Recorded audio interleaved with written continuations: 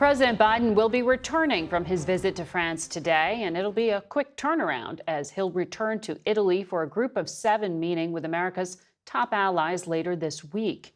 At the top of the agenda for both trips, the 2 ongoing wars in Gaza and Ukraine, as well as how to handle aggression from the countries not represented at that meeting, Russia and China. We spoke with President Biden's National Security Adviser Jake Sullivan earlier today and began by asking him about the Israeli hostage rescue and whether military operations are the way to free the remaining that are still held captive.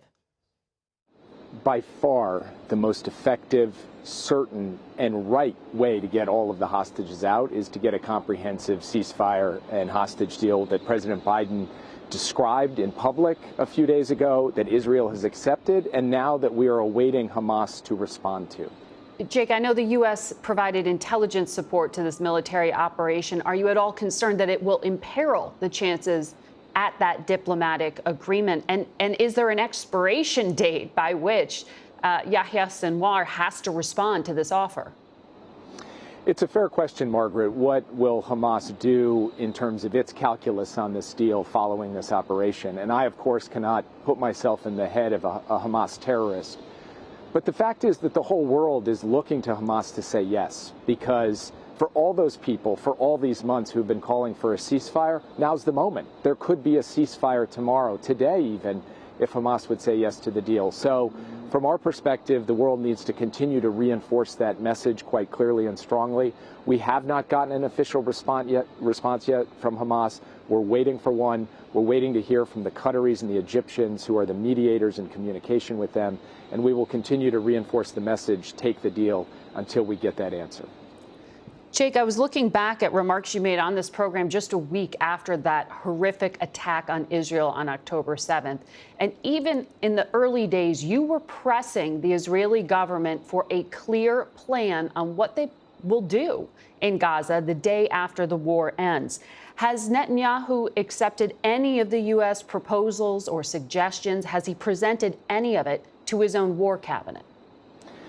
We do have a detailed discussion with our Israeli counterparts about the day after. But we also have been clear, as you said, from the very beginning, that a military strategy to defeat a terrorist group has got to be connected to a political and humanitarian strategy and a logical strategic endgame.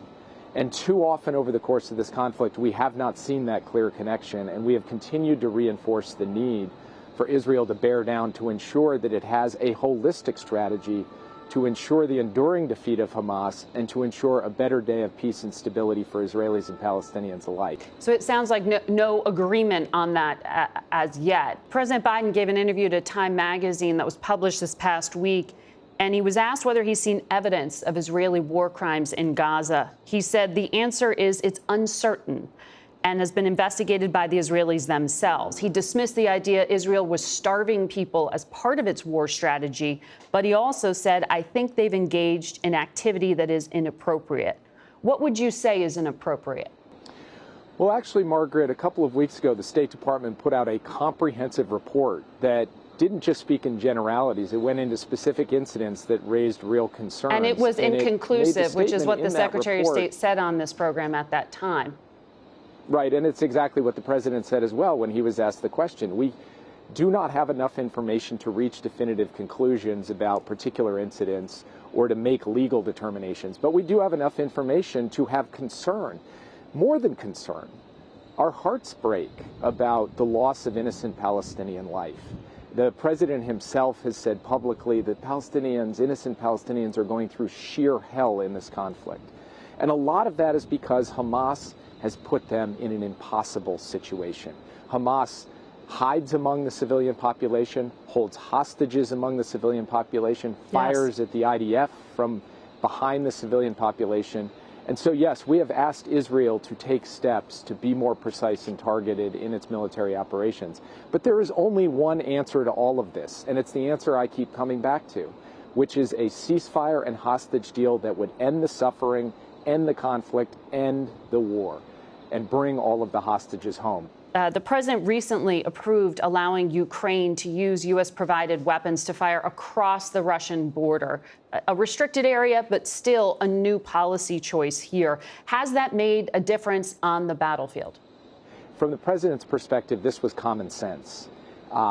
What was happening up around Kharkiv, which was new just in the last couple of months, was a Russian offensive where they were moving from one side of the border directly to the other side of the border. And it simply didn't make sense not to allow the Ukrainians to fire across that border to hit Russian guns and emplacements that were firing at the Ukrainians. So the president authorized that. The Ukrainians have carried out that authorization on the battlefield. And one thing I will point out is that the momentum of that operation in Kharkiv has stalled out. Now, Kharkiv is still under threat, but the Russians have not been able to make material progress on the ground in recent days in that area. And the United States will continue to support Ukraine in holding the line and pushing back against the aggressing Russian forces. Well, as you know, Vladimir Putin said in response to that Russia has the option to arm Western adversaries in response. One of your top aides here in Washington on Friday gave a pretty notable speech, Jake, in which he said the U.S. may need to soon increase its stockpile of strategic nuclear weapons, given the expanding arsenals of America's adversaries. Have you seen evidence that Russia, China, North Korea, and Iran are sharing nuclear technology at this point?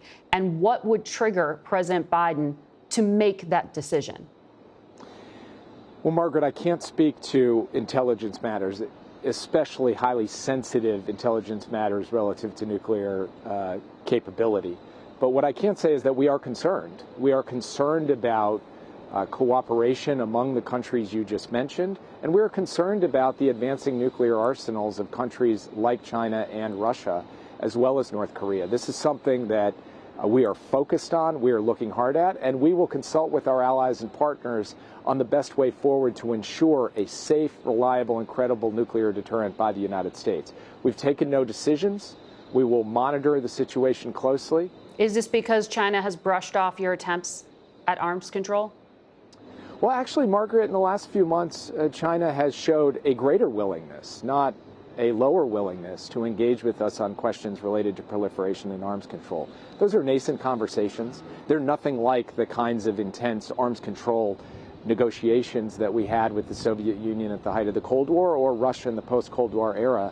But it's the beginning of a dialogue. Jake Sullivan, thank you very much for joining us from Paris.